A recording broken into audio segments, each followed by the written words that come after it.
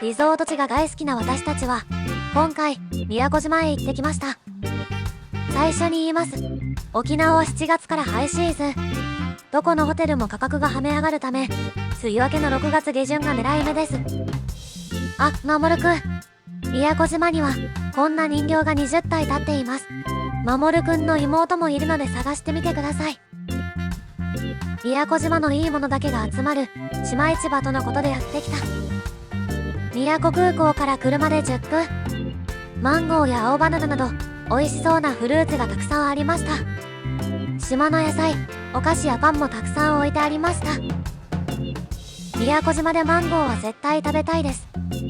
相場がわからずここではスルーしました。フードコートには宮古そばや天ぷら、西里というご当地パン屋さんが入っていました。西里では全てのパンに雪塩が練り込まれています。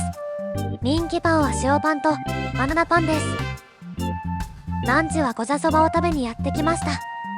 島の駅宮古から車で4分。開店前でしたが結構な行列でびっくりしました。駐車場は裏にもあります。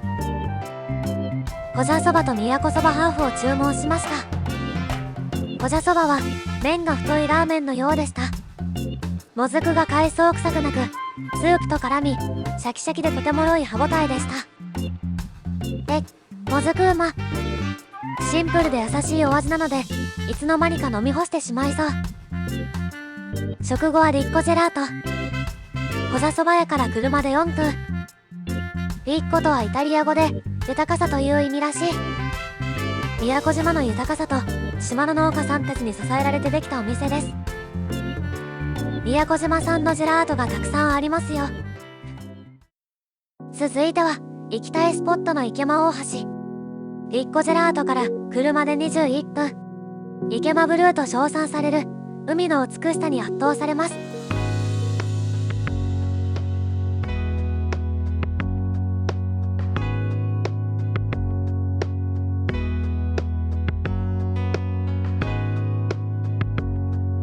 池間大橋を渡ったすぐ先にあるカイミール山で噂の芋餅を食べながら眺めています。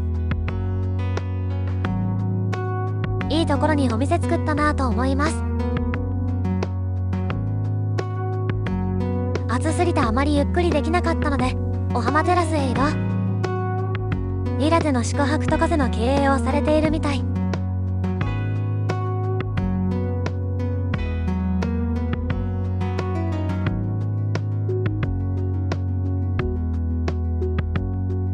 日差しがカットされているので風が気持ちよくて眺めもとってもいい。窓から見える景色は絵画のようです。お店のお姉さんからプライベートビーチの案内をされたので行ってみることに。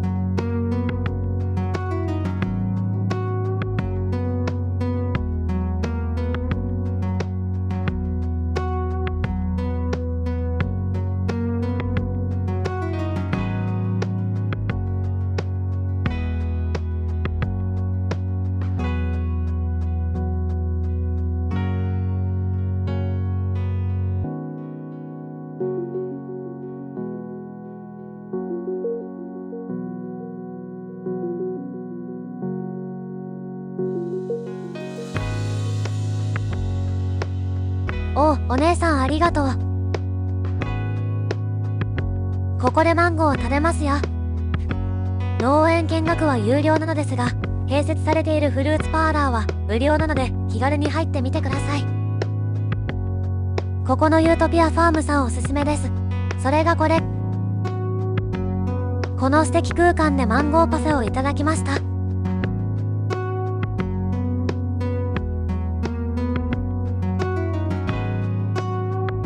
甘くてとろけそう。とっても美味しかったです。店内24席、テラスに10席あります。では、お楽しみのヒルトンの紹介です。2023年6月18日に開業して1週間経ったタイミングで泊まってみました。駐車場無料ですが、バレーパーキングは1滞在3000円かかります。なので、自分たちでパーキングしました。ホテル敷地内にはタイムズカーのカーシェアリングがあるのでとても便利。5台ほどありましたよ。それではチェックイン。新築のいい香り。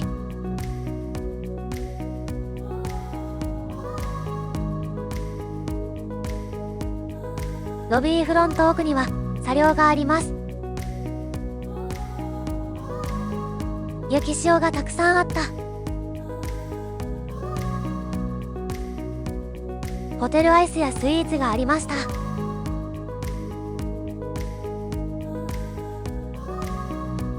それではルームツアーのお時間です。ツインデラックスルームサンセットビュー35平米。ヒルトオーナーズゴールド会員のためデラックスルームオーシャンビューからアップグレード。いきなりウェットエリアは広々バスと2種類のシャワー付き。備え付けられているシャンプービーの香りはとてもセクシーな香りでした。異性からこの香りがしたらずっとくっついていたいような個人的に魅惑的な香り。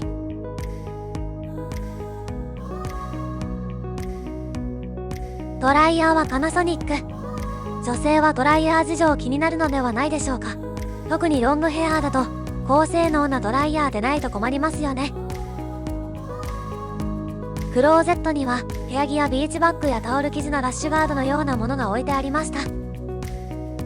ヒルトンマークが縫い付けてあって可愛かったです。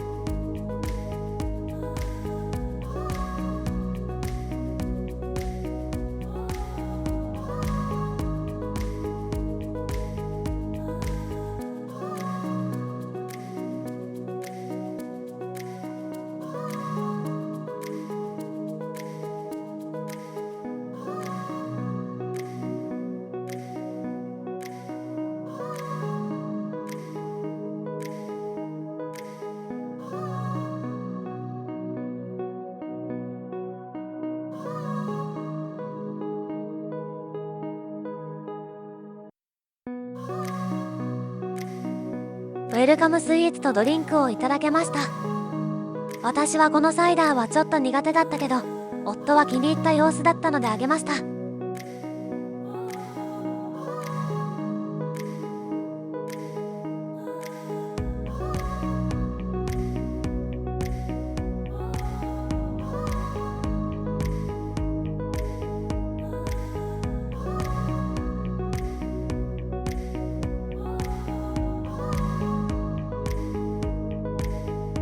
窓を開けると空調がストッとします。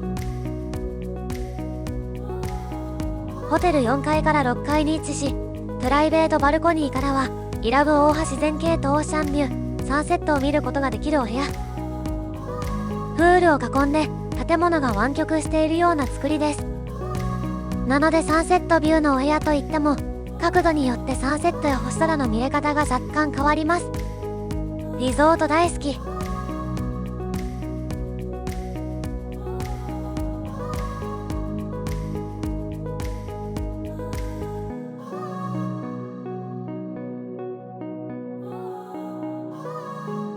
このご時世もあってか、部屋に備え付けのボトルにお水を汲んで滞在中は過ごします。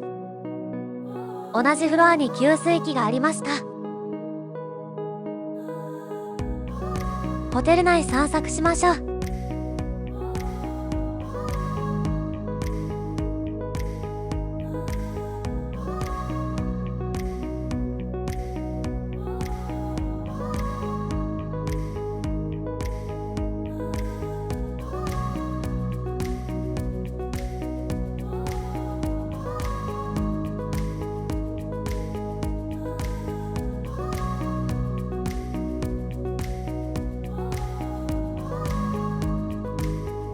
プールは屋内プールとキッズ用プール、ファミリープールに大人向けプールがあります。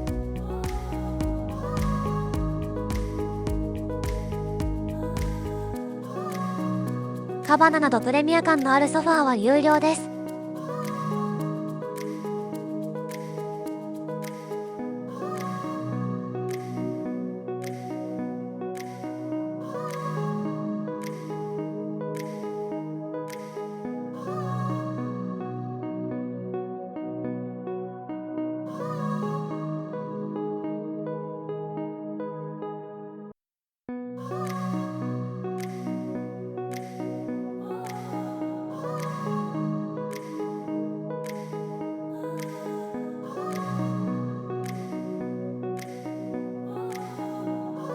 子供用のライフジャケットも用意されています。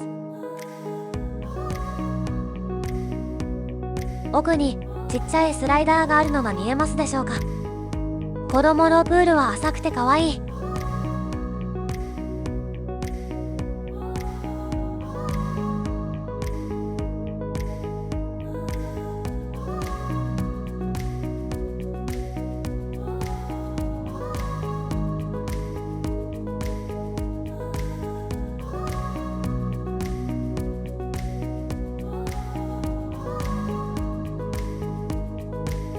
プール奥へと進むと海岸に出ます。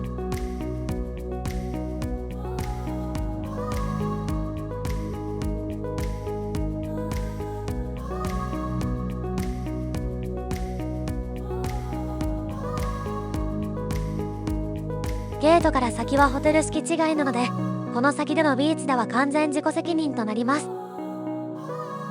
ビーチへのゲートは20時に閉鎖されます。ここから見る夕日も最高らしいです。ここのホテルではサンセットをビーチや部屋、ルーフトップバーなどで見れます。伊良部大橋が綺麗に見えますね。戻ります。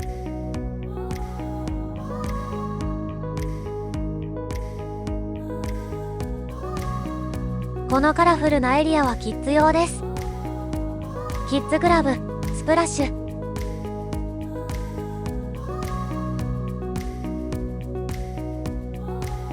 3歳までは保護者の方同伴でなければいけませんが、なかなか良かったですよ。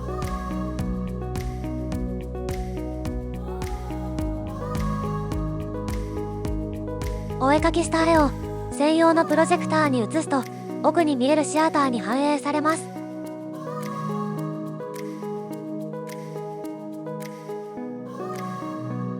囲いがついている屋外と涼しい屋内で遊べます。遊具やおもちゃも充実していました。キッズクラブの先にはスパがあります。ここのスパにはお友達やカップルで施術を受けれるように2名様用の個室を完備しています。沖縄の在来種である血統の貴重な精油を使用したオイルトリートメントを受けることができますよ。スパのさらに奥へ進むとフィットネスセンターがあります。フィットネスセンターの隣にはコインランドリーもありますよ。実はプレオープン記念でサップヨガを受けてきました。真ん中のプールで行います。サンライズサップヨガとサンセットサップヨガ、エントランスでの通常のヨガもあります。本来は1人8500円かかるサンセットサップヨガですが、とてもおすすめです。夕日が美しい。風が吹くとヨガポーズの難易度が上がります。みんな1回はプールに落ちてます。でもとっても気持ちいい。インストラクターも落ちてました。こんなロケーションでサップヨガができるなんて素敵すぎませんか。本日は2階ロビーラウンジ奥にあるトラットリア、イゾレッタでディナーをしてきました。なんと窯があります。窯を見てしまうとピザはマストでしょうか。少しムシッとしていましたが、テラス席でいただくことにしました。手前の料理に添えてある細長い棒は実はサトウキビなんですよ。サトウキビをグリルしたものです。中の蜜を吸うようにチュパチュパして食べます。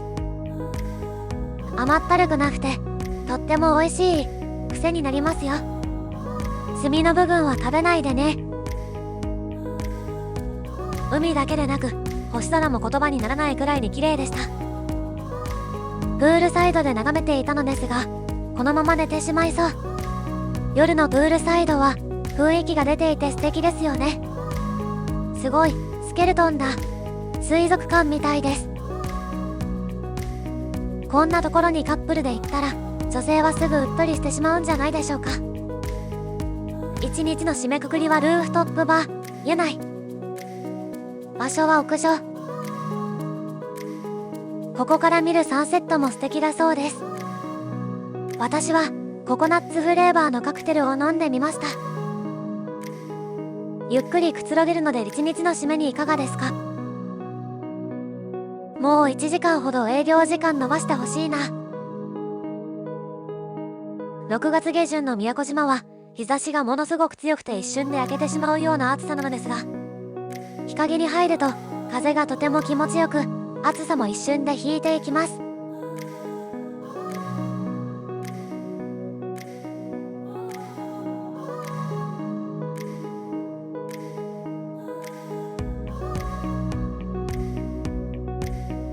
空のグラデーションが美しいですね。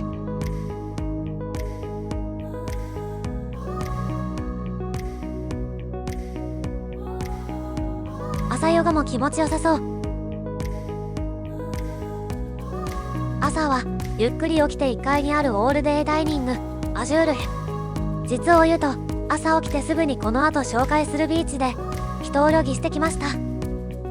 ビーチは後ほど。朝食間に合うのかと思われた方、実はヒルトンオーナーズゴールド特典で無料でいただける朝食をランチに振り替え可能なのです。ランチに振り替え可能ってすごくないですか？そしてすごく助かるのですよ。朝食からランチに切り替わるので若干内容が変わるとのことでしたが、当方全く問題なしです。本当にありがたい特典です。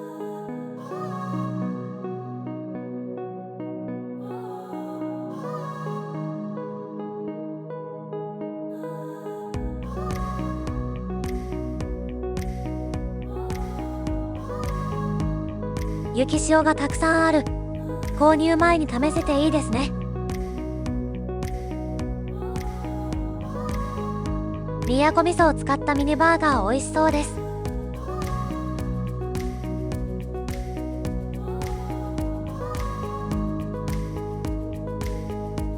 洋食や中華、沖縄の郷土料理、シリアルなど揃っていました。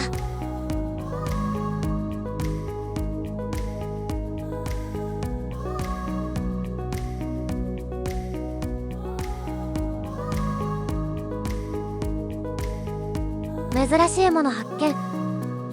ヒルトンの英知が入ったワッフルを自分で作ることができます。隣にワッフル生地が適量出てくるマシーンがあるので、その生地を流し込みます。蓋をしてすぐひっくり返すと自動でタイマーが発動します。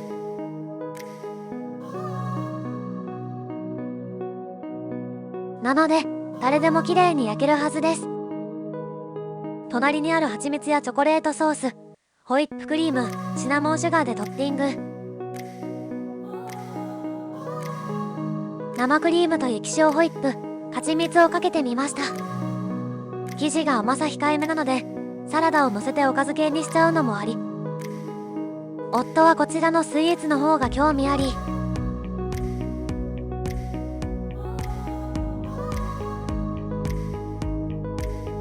アイスは4種類ありました。